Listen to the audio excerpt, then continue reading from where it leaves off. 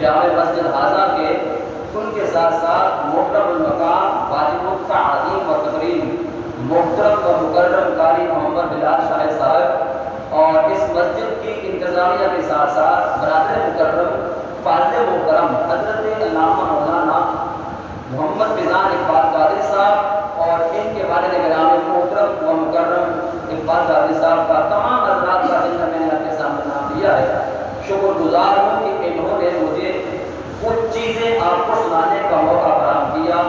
اللہ رب العزت جو خالصتاً اس کی رضا کی خاطر ہمارا آپس میں پیار ہے، اس کو تا قیام قیامت قائم اور دائم رکھے، اور اللہ تعالیٰ اس دینی محبت کی وجہ سے ہم سب کو دنیا اور آخرت کی کامیابی عطا فرمائے۔ آج الحمدللہ اللہ رب العزت کا احسان ہے کہ جمعہ المبارک کی بابرکت گھڑیوں کے ساتھ ساتھ آج کا دن پاکستان کی تاریخ میں اہم ترین دن ہے، 14 اگست 73واں یوم آزادی الحمدللہ ہم لوگ یہاں پر منا رہے ہیں۔ تو اسی مناسبت سے میں نے آپ کے سامنے چند گزارشات کرنی ہے جتنا مجھے حکم ہے، اور وہ عنوان آج کی گفتگو اور موضوع ہے آج کی گفتگو کا اسلام اور پاکستان۔ اسلام اور پاکستان ہم دعا کرتے ہیں اور ارادہ بھی کرتے ہیں کہ انشاءاللہ عز و جل جو کچھ سنیں گے اس پر اولاً ہم خود عمل کرنے کی کوشش کریں گے انشاءاللہ، اور کوشش کرنے کے ساتھ ساتھ جہاں تک ممکن ہوگا ہم اس پیغام برحق کو آگے پہنچانے کے لیے بھی جدوجہد کریں گے انشاءاللہ۔ آواز بلند ایک بار فرما دیں گے انشاءاللہ۔ دوران گفتگو اگر کوئی غلطی ہوگی تو عالم دین ہمارے پاس الحمدللہ موجود ہیں، جب حضرت صاحب ضرور اصلاح فرمائیں گے، اور ظاہر ہے انسان خطا کا پتلا ہے، تحریر کرے، تصنیف کرے، تدریس کرے، تقریر کرے، تعلیف کرے، کچھ بھی کرے، انسان سے خطا کا امکان ہر وقت رہتا ہے، اور انسان خطا سے منزہ اور برہ نہیں ہوتا۔ تو میں دعا کرتا ہوں دوران گفتگو اگر کوئی خطا ہو جائے تو اللہ رب العزت نبی کریم صلی اللہ علیہ وسلم کے نالین کے توسل سے معافی عطا فرمائے۔ بلا تغیر گفتگو کا میں آغاز کرتا ہوں۔ اسلام اور پاکستان آج کی گفتگو کا میرا مختصر موضوع ہے۔ اللہ رب العزت نے قرآن مجید، قرآن رشید، فرقان حمید کے دوسرے پارے کے 9ویں رکوع میں ارشاد فرمایا، یا ایھا الذین آمنوا ادخلوا فی السلم کافۃ، اے ایمان والو اسلام میں مکمل کے مکمل داخل ہو جاؤ۔ کیا فرمایا؟ اسلام میں تھوڑا سا بولنے شروع کیوں گا، آگے آپ نہیں بولیں گے انشاءاللہ۔ اسلام میں مکمل کے مکمل داخل ہو جاؤ، اے ایمان والو اسلام میں مکمل داخل ہو جاؤ۔ یہ نہیں کہ جو اسلام کی بات تمہیں اچھی لگے وہ قبول کر لو، اور اسلام کی جو بات تمہارے مزاج کے خلاف ہو اس کو رد کر دو۔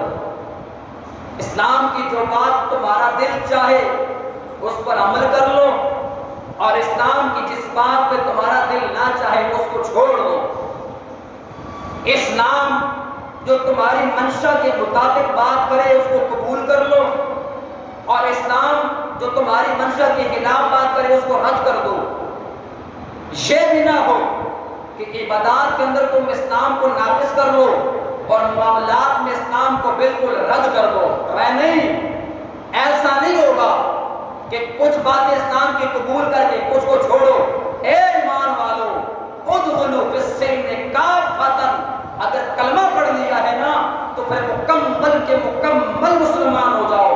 تمہاری معاشرت اسلام کے مطابق ہو، تمہاری معیشت اسلام کے مطابق ہو، تمہاری تجارت اسلام کے مطابق ہو، تمہاری سیاست اسلام کے مطابق ہو، تمہاری جلوت اسلام کے مطابق ہو، تمہاری خلوت اسلام کے مطابق ہو، تمہارا اجتماع اسلام کے مطابق ہو، تم انفرادی طور پر بھی جب رہو تو اسلام کے مطابق رہو۔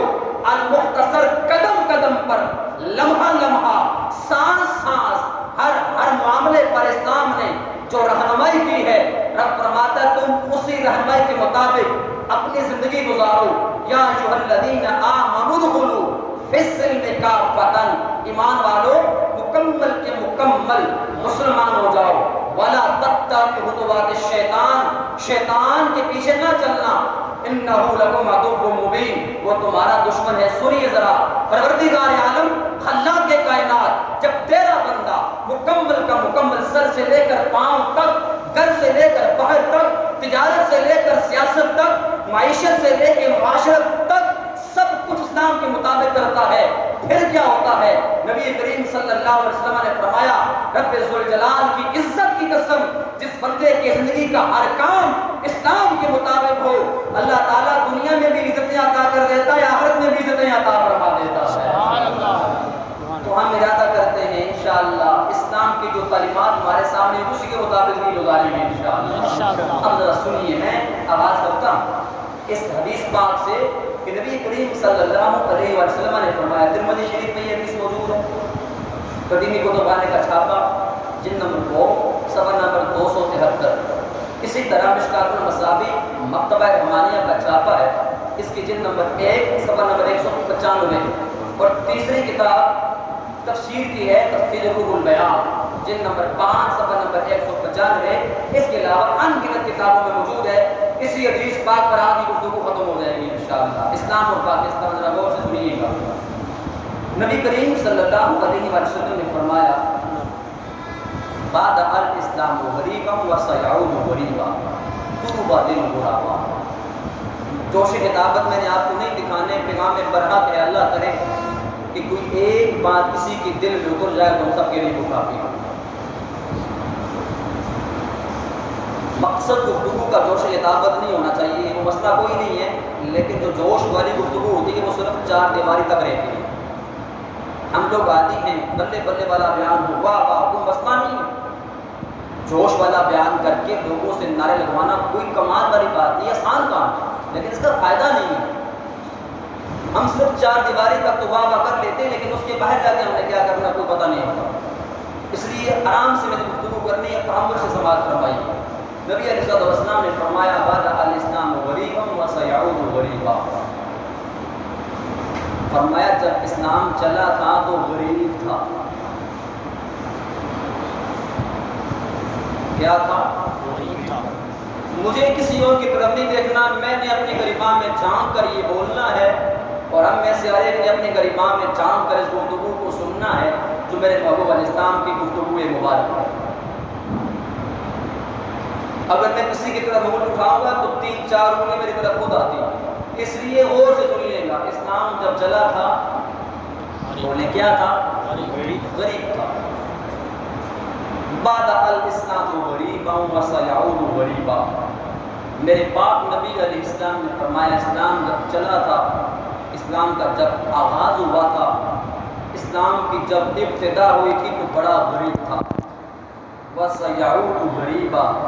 میرے محبوب علیہ السلام نے فرمایا اللہ تعالیٰ ایک وقت میں اسلام کو عروج عطا کرے گا، لیکن اسلام پھر غریب ہو جائے گا. چلا تھا، غریب تھا، عروج ملے گا، پھر وقت آئے گا اسلام غریب ہو جائے گا. تو میں طوبى للغرباء، خوش نصیب ہیں وہ لوگ کہ جو غرباء میں سے ہیں، یعنی وہ لوگ کہ جو اسلام کی غربت کے وقت بھی اسلام کا دامن نہیں چھوڑیں گے، وہ خوش نصیب انسان ہیں. اب ذرا سماعت فرمائیے اسلام غریب کیسے تھا. مفسرین نے اس سے بہت کچھ لکھا ہے کہ آپ کو اور میرے پیارے آقا و مولا احمد مصطفیٰ صلی اللہ علیہ وسلم نے جب اسلام کا آغاز فرمایا، نبوت کا اعلان فرمایا، تو بہت سارے لوگ بلکہ تقریباً سارے لوگ آپ کے خلاف ہو گئے اور اسلام کی دعوت کو قبول کرنے سے انکار کر دیا. پوری توجہ رکھیں گے تو گفتگو سمجھ میں آئے گی. دین کی طرف کوئی آتا ہی نہیں تھا. 40 سال تک نبی علیہ السلام نے معاشرے کا نظام دیکھا. 40 سال کی عمر میں بعثت کا اعلان فرمایا تو جو سب سے قریبی آپ کے لوگ تھے وہ بھی خلاف ہو گئے. کہاں صادق اور امین تو آپ ہیں، لیکن ہم آپ کو نبی نہیں مانتے. سب سے پہلے اپنے گھر والوں نے آپ کی دعوت کو رد کر دیا. ابو جہل کون تھا؟ ابو لہب کون تھا؟ عتبہ اور شیبہ کون تھے؟ آپ کے قریبی تھے۔ اسلام کیسے غریب تھا؟ جب نبی علیہ السلام نے اعلان نبوت کیا، اسلام کی تبلیغ اور تعلیم کا پرچار کیا، تو کلمہ کوئی پڑھتا ہی نہیں تھا، اسلام کی طرف کوئی آتا نہیں تھا۔ مختلف روایات کے مطابق 13 سال تک تیرے میرے پاک نبی صلی اللہ علیہ وسلم نے جب اسلام کی تبلیغ کی تو صرف 200 لوگ مسلمان ہوئے تھے، اور ایک روایت کے مطابق 3000 بھی ہے، لیکن صحیح روایت یہی ہے کہ 13 سال تبلیغ کے دور میں صرف 200 لوگوں نے کلمہ پڑھا۔ پھر اگلے 10 سال میں 1,24,000 تک وہ تعداد چلی گئی۔ اسلام چلا تھا تو غریب تھا، کیونکہ کوئی اسلام کا نام ہی نہیں لیتا تھا، اور اگر کوئی کلمہ پڑھ لیتا تو اس کو انتہا درجے کی اذیت دی جاتی، تکلیف دی جاتی۔ کلمہ پڑھنے والوں کو کیسے سنایا جاتا ہے یہ تو بعد کی بات ہے۔ جب آپ کے میرے پاک نبی صلی اللہ علیہ وسلم نے نبوت کا اعلان فرمایا، اسلام کا پرچار کیا، تو آپ کو جو مصیبتیں اٹھانا پڑی، انسان کا دل دہل جاتا ہے۔ کبھی معاذ اللہ آپ کو گالیاں دی گئی، کبھی نبی کریم صلی اللہ علیہ وسلم کے مبارک راستے میں کوڑا کرکٹ پھینکا گیا، کبھی نبی کریم صلی اللہ علیہ وسلم کے جسم مبارک پر پتھر مار مار کر آپ کو لہو لہان کر دیا گیا اور آپ کے نالے مبارک خون سے بھر گئے، کبھی آپ کے دندان مبارک کو شہید کر دیا گیا، اور کبھی اوباش قسم کے لوگ نبی کریم صلی اللہ علیہ وسلم کے گلے مبارک میں رسیاں باندھ کے آپ کو گھسیٹنے کی کوشش کرتے، کبھی آپ صلی اللہ علیہ وسلم سجدے میں ہوتے تو جسم انور پر پیٹھ مبارک پہ اوجڑ ڈال دیتے، کبھی معاشی بائیکاٹ کیا گیا، کبھی معاشرتی بائیکاٹ، بلکہ ایک وہ دن آیا جب تیرے میرے پاک نبی صلی اللہ علیہ وسلم نے دیکھا کہ مکہ کے لوگ میری بات کو ماننے کے لیے تیار نہیں، آسان کام ہے، صدقہ لگانا آسان ہے، ذرا سنیے گا تو مانتے ہی نہیں ہیں۔ اتنی عظمت میرے نبی کی، اتنا مقام میرے نبی کا، سبحان اللہ۔ لیکن دیکھیے مکہ مکرمہ سے پاک نبی صلی اللہ علیہ وسلم ہجرت کر کے تبلیغ دین کے سلسلے میں طائف جاتے ہیں۔ تاریخ دمشق میں، تاریخ بغداد میں، تاریخ طبری میں، البدایہ والنہایہ میں، سیرت کی ہزاروں کتابوں میں موجود ہے۔ نبی کریم صلی اللہ علیہ وسلم طائف جب جاتے ہیں تو 3 بھائیوں کے گھر میں آپ رات ٹھہرتے ہیں اور فرماتے ہیں میں آپ کے ساتھ صرف ایک آپ کا غلام ہے کہ میں تبلیغ کی سلسلے میں آیا ہوں اور اسلام کی دعوت دینے آیا ہوں، تو رات تمہارے پاس رہوں گا، تمہارے ساتھ کو مشورہ کرنے کے بعد صبح میں دینی مدین کی تبلیغ کی کوشش فرماؤں گا۔ رات کو جب نبی کریم صلی اللہ علیہ وسلم کے پاس ٹھہرے، لمبی بات ہے یہاں پہ لیکن اتنا وقت نہیں، تینوں کو آپ نے الگ الگ دعوت کی۔ ایک کہنے لگا اللہ کو آپ کے علاوہ کوئی نبی نہیں ملتا تھا معاذ اللہ، ایک نے کہا اگر آپ نبی ہیں نا تو پھر میں خانہ کعبہ کو آگ لگا دوں گا معاذ اللہ، اور تیسرا کہنے لگا اگر آپ نبی ہیں نا تو میں آئندہ کے بعد کسی سے کلام ہی نہیں کروں گا۔ رحمت للعالمین نبی صلی اللہ علیہ وسلم نے فرمایا چلو ٹھیک ہے، تمہاری سوچ کو مجھے پتا چل گئی، تم کلمہ پڑھنے والے تینوں بھائی نہیں ہو، لیکن صبح جب میں اٹھوں گا اور تم بھی اٹھو گے تو کسی کو بتانا نہ میرے بارے میں۔ جب صبح اٹھوں لوگوں نے اعلان کر دیا طائف کی سرزمین میں کہ جس نے معاذ اللہ ثم معاذ اللہ نبوت کا دعویٰ کیا ہمارے پاس آیا ہے، ایک اس کے ساتھ غلام ہے، جو کر سکتے ہو کر لو۔ پھر طائف کی سرزمین پہ جو آقا کریم صلی اللہ علیہ وسلم کے ساتھ ان ظالموں نے ناروا سلوک کیا، شاید اس کی تاریخ میں مثال نہ ملتی ہو۔ رحمت للعالمین نبی صلی اللہ علیہ وسلم کے پیچھے انہوں نے اوباش قسم کے لڑکے لگا دیے۔ آگے آگے آقا کریم صلی اللہ علیہ وسلم نے غلام کے ساتھ جاتے ہیں، پیچھے لڑکے آپ صلی اللہ علیہ وسلم کو پتھر مارتے ہیں۔ میری ایک بات نہیں، ہزاروں کتابوں میں یہ باتیں موجود ہیں۔ آقا کریم صلی اللہ علیہ وسلم کی پاؤں مبارک میں جب پتھر لگتا ہے، آقا کریم صلی اللہ علیہ وسلم تھوڑی دیر کے لیے بیٹھتے ہیں تکلیف کی وجہ سے، تو معاذ اللہ کو گریبان سے پکڑ کے کھڑا کر دیتے ہیں۔ رحمت للعالمین نبی صلی اللہ علیہ وسلم جب کھڑے ہوتے ہیں تو آپ کے دوسرے پاؤں پہ پتھر مارتے ہیں۔ شدت تکلیف کی وجہ سے جب نبی علیہ السلام زمین پر بیٹھتے ہیں تو پھر گریبان پکڑ کے کھڑا کر دیتے ہیں۔ اس قدر اذیت دیتے رہے، دھوپ میں آقا کریم صلی اللہ علیہ وسلم کو تکلیف محسوس ہوتی، چھاؤں میں جاتے تو گھسیٹ کے آپ کو پھر دھوپ میں کر دیتے ہیں۔ یہاں تک کہ اتنے پتھر نبی کریم صلی اللہ علیہ وسلم کو وہ مارتے ہیں کہ آپ کے نالے میں مبارک خون سے بھر جاتے ہیں۔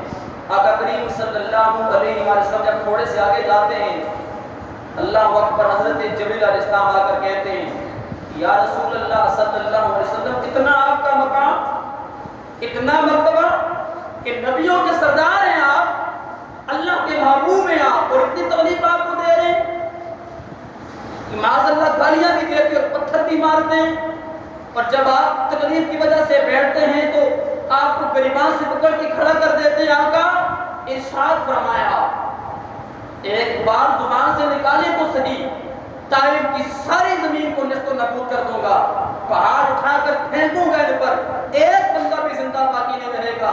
قربان جائے رحمت للعالمین نبی کی ذات پر، حکم فرما سکتے تھے جبریل نست و نابود کرو، اتنا دکھ مجھے دے رہے ہیں، یہ پتہ نہیں میں کون ہوں۔ میرے پاک نبی صلی اللہ علیہ وسلم نے دو بات ارشاد فرمائی۔ ایک بات یہ ہے جبریل رب تعالیٰ نے مجھے زحمت نہیں رحمت بنا کر بھیجا، میں رحمت للعالمین نبی ہوں، کتنی مرضی مجھے تکلیف دیں، میں نہیں چاہتا میری وجہ سے ان کو ہلاک کر دیا جائے۔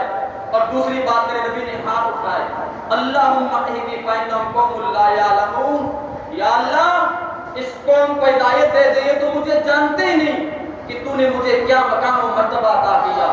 پاک نبی صلی اللہ علیہ وسلم جب طائف کی اس سختی کے بارے میں بتایا کرتے تھے تو زاروں کے تار آنسو جاری ہو جایا کرتے تھے، اور فرمایا کرتے تھے عائشہ رضی اللہ تعالیٰ عنہا، میری زندگی میں طائف کے دن سے زیادہ سخت کوئی دن نہیں آیا۔ بات چل رہی تھی بعد الاسلام غریبا وسیعود غریبا، اسلام جب چلا تھا غریب تھا، کیسے اسلام کا کوئی دم بھرتا ہی نہیں تھا، کلمہ پڑھتا ہی نہیں تھا، اور اسلام کی تبلیغ کرنے والے تیرے میرے نبی کو جس طرح سے ستایا گیا اس کی تاریخ میں مثال نہیں ملتی۔ میرے محبوب علیہ السلام نے فرمایا جب تمہارے اوپر غم آئے نا، جب تمہارے اوپر دکھ آئے، خدا کی قسم مجھے دیکھ لیا کرو، جتنے دکھ میں نے برداشت کیے، اگر کسی پہاڑ پہ وہ دکھ آتے تو پہاڑ بھی ٹوٹ کے ریزہ ریزہ ہو جاتا۔ میرے پاک نبی صلی اللہ علیہ وسلم نے اس قدر مشکلات برداشت کی کہ صحابہ کرام اللہ اکبر، حضرت بلال حبشی رضی اللہ عنہ، ہزاروں صحابہ کرام کی مثالیں موجود ہیں لیکن وقت نہیں ہے۔ آپ نے جب کلمہ پڑھ لیا، غلام تھے، غلام در غلام، غلام در غلام، غلام پر غلام چلتے رہے تھے، لیکن جب کلمہ پڑھ لیا، پاک نبی صلی اللہ علیہ وسلم سے اظہار محبت کی تو کتنے آپ کو دکھ دیے گئے۔ حضرت بلال حبشی رضی اللہ عنہ کو کبھی دیوار کے ساتھ کھڑا کر کے آپ کے ہاتھوں پاؤں میں کیل لگا دیا کرتے ہیں، جس کو حوالہ چاہیے وہ علماء صاحب حاضر ہیں، ہم ہر وقت حوالہ دینے کے لیے بھی تیار ہیں۔ اسلام ایسے ہم تک نہیں پہنچا، بات الاسلام غریبا، اگر ہم آتے ہیں جب اسلام چلا تھا تو غریب تھا، کیسے؟ کوئی کلمہ پڑھتا ہی نہیں تھا، جب پڑھتا تھا تو یہ سلوک کیا جاتا تھا، کبھی آپ رضی اللہ عنہ کو دیواروں کے ساتھ کھڑا کر کے ہاتھوں پاؤں میں کیل لگا دیے جاتے اور کہا جاتا چھوڑو اسلام کو۔ حضرت بلال حبشی رضی اللہ عنہ فرماتے اسلام اور کریم آقا صلی اللہ علیہ وسلم کی محبت میں ایک نہیں بلال ہزاروں جانے بھی قربان کرنے کے لیے تیار۔ سبحان اللہ۔ کبھی حضرت بلال حبشی رضی اللہ عنہ کو انگاروں پہ لٹایا جاتا، لال رنگ کے انگارے ہوتے، آپ کو انگاروں پہ لٹا کے سینے پہ پتھر رکھ دیا جاتا، جسم مبارک سے خون نکلتا، خون نکل نکل کے جب ختم ہو جاتا تو پھر آپ کے جسم سے چربی مبارک نکل کے نکلتی اور اس کی وجہ سے انگارے پھٹ جاتے۔ ایک وہ دن آیا، امیہ بن خلف جو حضرت بلال حبشی رضی اللہ تعالیٰ عنہ کا مالک تھا، اس نے جب دیکھا کہ ہاتھوں پاؤں میں کیل لگائے پھر بھی زبان سے احد احد کے الفاظ نکلتے ہیں، انگاروں پہ لٹایا گیا پھر بھی احد احد کہتے ہیں، اسلام کا پرچار کرتے ہیں، اللہ رسول کی محبت کا دم بھرتے ہیں۔ ہم نے ان کے گلے میں رسیاں باندھ کر کو گھسیٹا، لیکن اللہ رسول کا پیار اور اسلام کی محبت اس غلام کے دل سے نہیں نکلتی۔ تو امیہ بن خلف ایک دن دوست حضرت بلال حبشی رضی اللہ عنہ کی زبان کو انگارے سے ہلا دیا، کہا چلو زبان ہی نہیں رہے گی تو اللہ رسول کا نام کیسے لے گا؟ جب زبان بھی جل گئی اور مار مار کے آپ کو بے ہوش کر دیا گیا حضرت بلال حبشی رضی اللہ عنہ کو جب ہوش آیا، زبان میں تتلاہٹ آ گئی، بولنے کا انداز تو بدلا، لیکن آپ نے فرمایا میرے مالک مار مار کے تو میرے جسم کو تو قابو کر سکتا ہے، لیکن دل کو پھر بھی قابو نہیں کر سکتا، دل پھر بھی وہی ہے۔ صحابہ کرام علیہ رضوان کی جو تکالیف آئیں، ابھی اگر وہ بیان کی جائیں اس کے لیے کئی گھنٹے درکار ہیں۔ حضرت بلال حبشی رضی اللہ عنہ کے ساتھ ساتھ حضرت حنظلہ، حضرت عبداللہ بن حذافہ، حضرت خباب بن ارد، حضرت مصعب بن عمیر رضی اللہ تعالی عنہم، اگر آپ ان کی زندگیاں پڑھیں تو انسان کے رونگٹے کھڑے ہو جاتے ہیں، کس قدر تکالیف سے ان کو گزارا گیا، لیکن ان لوگوں نے اسلام کا نام لینا پھر نہیں چھوڑا۔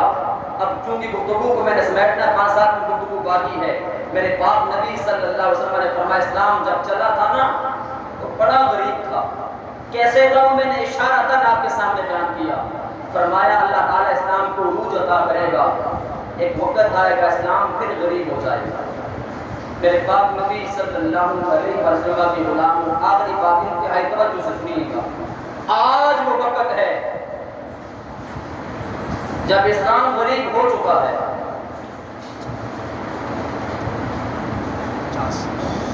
کیسے؟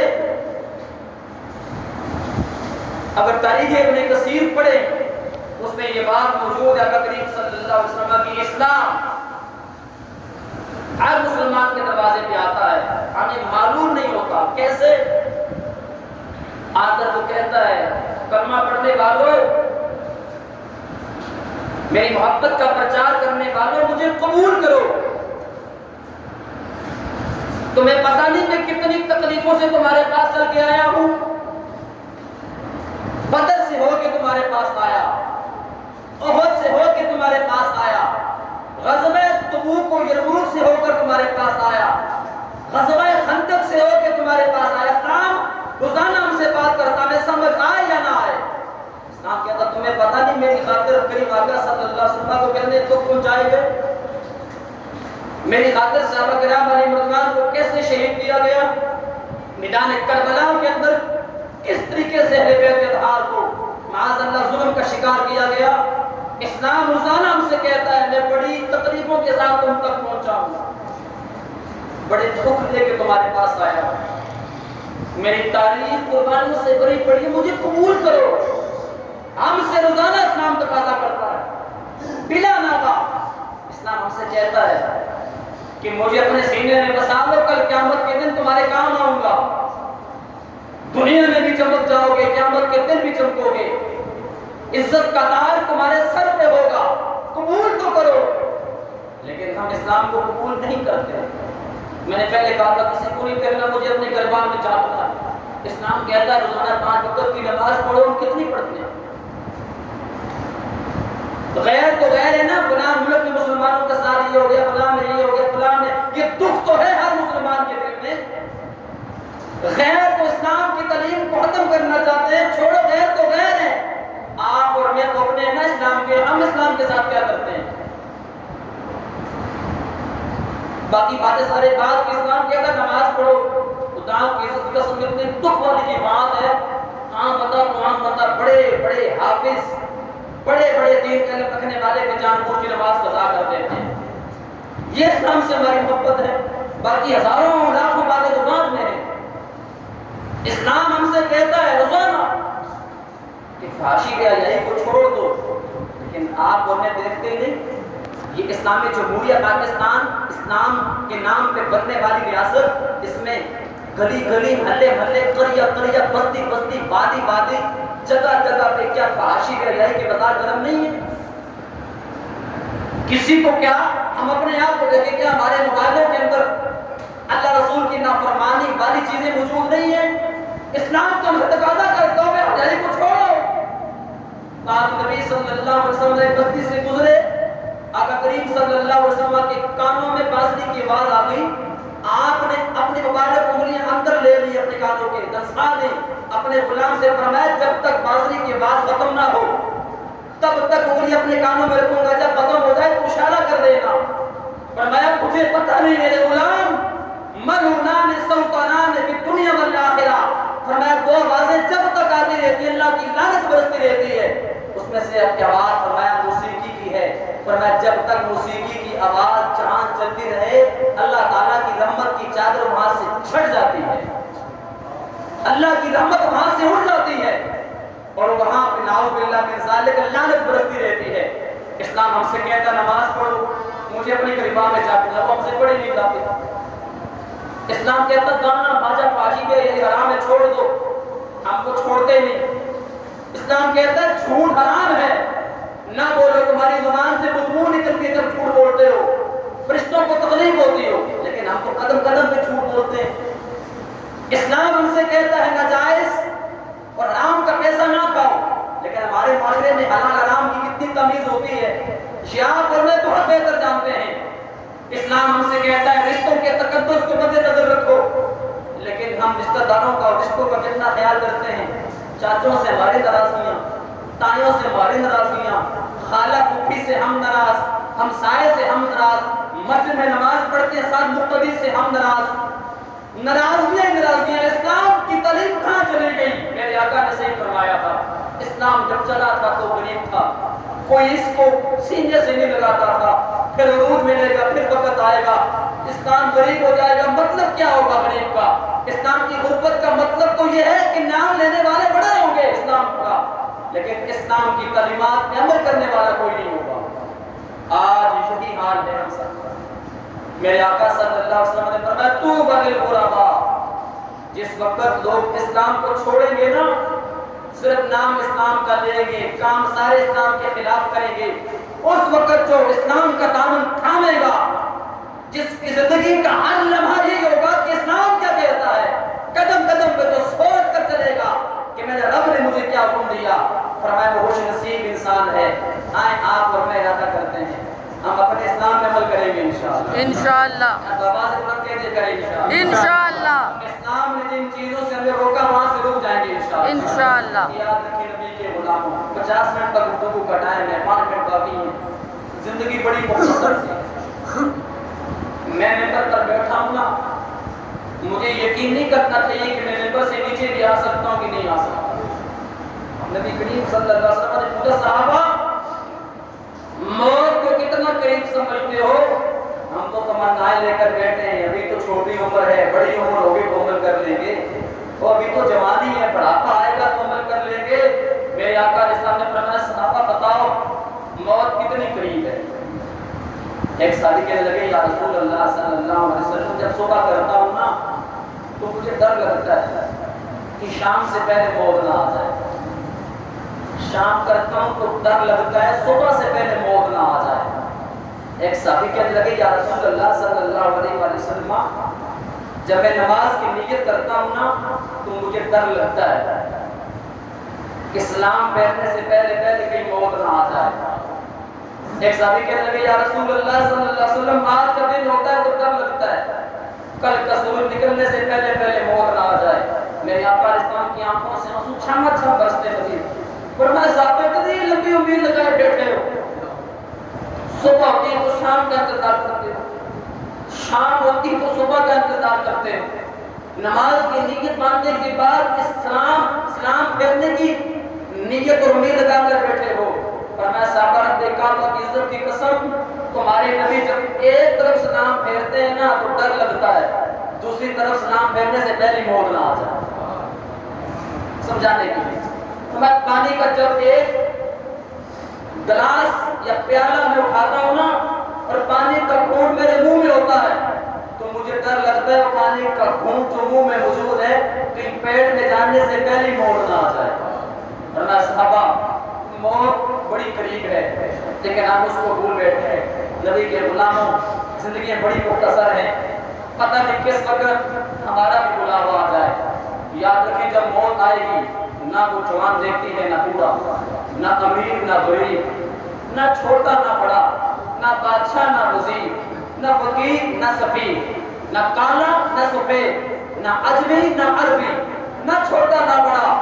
موت نے جس کے پاس آنا ہے اچھل کر دے جانا ہے اور ہم نے جب دنیا سے جانا ہی ہے تو میرے آقا علیہ السلام نے فرمایا کہ کل جب قیامت کا دن ہوگا اللہ رب العزت کی بخاری مسلم ترمذی ابو داؤد ابن ماجہ ساری کتابوں میں روایت موجود ہے، کل جب قیامت کا دن ہوگا اسلام اللہ تعالیٰ اس کو جسم عطا کرے گا، اللہ اس کو آنکھیں عطا کرے گا، اللہ تعالیٰ زبان عطا کرے گا، اللہ تعالیٰ اسلام کو عقل عطا کرے گا۔ میرے پاک نبی صلی اللہ علیہ وسلم نے فرمایا جن لوگوں نے اسلام کے لیے قربانیاں دی ہوں گی اللہ تعالیٰ اسلام کو اجازت دے گا، اسلام تو اشارہ کرتا جا، میں رب جنت عطا فرماتا چلا جاؤں گا۔ فرمایا جو لوگ اسلام پہ عمل کرتے ہوں گے، اسلام کی محبت کا پرچار کرتے ہوں گے، اسلام ان کو پوچھے گا۔ لیکن فرمایا جنہوں نے دنیا میں اسلام کو نہیں پوچھا ہوگا کل قیامت کے دن اسلام بھی ان کو نہیں پوچھے گا۔ کہیں ایسا نہ ہو جائے ہمارے پلے ہے ہی کچھ نہیں ہے کہ کل قیامت کے دن اسلام بھی ہم سے کہے کیا گیا تھا میرے لیے، میری خاطر انبیاء کو شہید کیا گیا، میری خاطر نبی اہل الزمان کو لہو لہان کیا گیا، میری خاطر ہزاروں کی تعداد میں صحابہ کرام شہید کیے گئے، میری خاطر سیدنا عمر فاروق رضی اللہ تعالیٰ عنہ کو شہید کیا گیا، عثمان غنی رضی اللہ تعالیٰ عنہ کو شہید کیا گیا، حضرت مولا علی رضی اللہ تعالیٰ عنہ کو شہید کیا گیا، میری خاطر کربلا کی سرزمین میں 72 اہل بیت اطہار کے پھول قربان کر دیے گئے۔ مجھے اتنی تکلیف اور مصیبت کے باوجود بھی لوگوں نے سینے سے لگایا بتا تو نے میرے لیے کیا کیا تھا۔ تو ہم آج اسلام کے لیے کیا کر رہے ہیں؟ اگر نہیں کر رہے تو یاد رکھیں آج اسلام کو نہیں پوچھیں گے تو کل اسلام بھی نہیں پوچھے گا۔ تو اسی بات میں گفتگو کو میں ختم کرتا ہوں۔ ہم نے آج سے 73 سال پہلے یہ پاکستان بنایا تھا، تو پاکستان کا مطلب کیا؟ لا الہ الا اللہ۔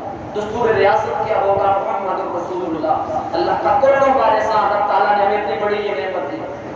لیکن مجھے بتائیں آپ نے اور میں نے اللہ تعالیٰ سے جو وعدہ کیا تھا پاکستان بناتے وقت پورا کیا؟ پاکستان کے آزادی کا مطلب تو یہی تھا نا، یہاں اسلام کا ڈنکا بولے گا، یہاں قرآن کا ڈنکا بولے گا، گھر گھر، محلے محلے، گلی گلی، کریا کریا، بستی بستی، شہر شہر، صوبہ صوبہ، اس پورے پاکستان میں اسلام کا جھنڈا لہرائے گا، قانون قرآن کا چلے گا یا کریم آقا کے فرمان کا چلے گا۔ لیکن ہم نے 73 سال کے اندر، میں سیاسی تقریر نہیں کر رہا، اسلامی نقطۂ نظر سے سوچیں اسلام کی خاطر یہاں پر کیا کیا ہے۔ جب بھی زور لگایا تو اسلام کے خلاف بھی زور لگایا۔ اس ملک پاکستان میں غازیوں کو پھانسی کے پھندے پہ لگایا گیا اور گستاخوں کو پروٹوکول دیکھ کر دوسرے ملکوں کے اندر بھیج دیا گیا۔ اسی پاکستان کے اندر قرآن کے خلاف نعرے لگے، اسی پاکستان میں یہ کہا گیا کہ اسلام کیا ہوتا ہے، ہمارا جسم ہماری مرضی ہے، کون ہے جو ہمیں مجبور کرے کہ اسلام کے مطابق زندگی گزارو۔ میرے نبی کے غلاموں، جب اللہ تعالیٰ سے کیا وعدہ پورا نہ کیا جائے تو نقصان ہمارا ہی ہونا تھا۔ اللہ ہم سے جب ناراض ہوا، اس کے سیاسی اسباب کیا تھے، اس کے انفرادی اجتماعی اسباب کیا تھے، میرا موضوع نہیں ہے، وجہ کوئی بھی بنی، اللہ پاک کی ناراضگی کی وجہ سے آدھا پاکستان ہم سے پہلے کٹ گیا۔ کس نے کاٹا یہ میں بیان نہیں کر سکتا، نہ ضرورت ہے۔ آدھا پاکستان ہمارے پاس باقی ہے، اس میں ہم کیا کر رہے ہیں اور ہمارے ساتھ کیا ہو رہا ہے۔ اس کی سب سے بڑی ایک وجہ یہ ہے، کاش کے ٹائم زیادہ ہوتا کہ ہم نے اپنے رب سے جو وعدہ کیا تھا، پاکستان کا مطلب کیا، لا الہ الا اللہ، دستور ریاست کیا ہوگا، محمد رسول اللہ۔ آج تک اس نعرے پہ کسی نے بھی کما حق ہو عمل کرنے کی کوشش نہیں کی، اور اگر کوئی اسلامی نظام کی بات کرتا ہے تو اس کی زبان کاٹ دی جاتی ہے، اس کو سفارتی سے مٹا دیا جاتا ہے، اس کا نام و نشان ختم کر دیا جاتا ہے۔ لیکن ہم اور آپ ہمسائے کے ذمہ دار نہیں، ہم کسی اور کے ذمہ دار نہیں، آپ اور میں اپنے ذمہ دار تو ہیں۔ ہم ارادہ کرتے ہیں جب تک دم میں دم باقی ہے اپنے اسلام پہ عمل کرنے کی کوشش کریں گے انشاءاللہ۔ آواز سے بلند کہہ دیں انشاءاللہ۔ ہمیں اللہ نے جب تک طاقت دی، زبان کی طاقت ہو یا ہاتھ کی طاقت ہو، زبان کی طاقت ہو یا جان کی طاقت ہو، جتنا ہم سے ممکن ہوگا ہم ملک پاکستان میں اسلام کی تبلیغ، اسلام کی تعلیم اور اسلام کے نام کو اور اسلام کے نفاذ کو انشاءاللہ عملی طور پر پیش کرنے کی کوشش کریں گے انشاءاللہ۔ ملک پاکستان میں اسلامی نظام لانے کی کوشش کریں گے انشاءاللہ۔ آج ہمیں ٹینشنیں ہی ٹینشنیں ہیں، دکھ ہی دکھ ہیں، مصیبتیں مصیبتیں، جس کو دیکھو گے کہتا ہے یار مجھ جیسا دکھی بندہ دنیا میں کوئی نہیں، دوسرے کو کہو وہ کہے گا یار مجھ جیسا دکھی کوئی نہیں، تیسرے کو دیکھیں وہ کہے گا مجھ جیسا دکھی کوئی نہیں۔ خدا کی عزت کی قسم، اس کی سب سے بڑی بڑی وجہ یہ ہے ہم نے اپنے اسلام کے تعلق کو چھوڑا ہے، اور پاکستان جس اسلام کی خاطر بنا تھا آج تک اس نعرے پہ عمل نہیں ہوا۔ ہم دکھوں سے نکلنا چاہتے ہیں، مصیبتوں سے نکلنا چاہتے ہیں، ٹینشنوں سے نکلنا چاہتے ہیں، عزت کا تاج سر پہ پہننا چاہتے ہیں۔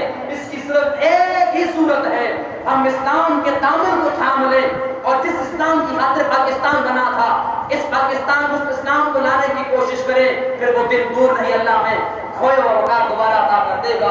اللہ رب العزت آپ کو مجھے اپنے دین اسلام اور اپنے ملک پاکستان سے محبت کرنے کی توفیق عطا فرمائے۔ میں نعرہ لگاتا ہوں، میں گفتگو ختم ہو گئی۔ نعرہ تکبیر! اللہ نے زبان دی اپنے ذکر کے لیے ہے، ڈر کس بات کا ہے؟ نعرہ رسالت!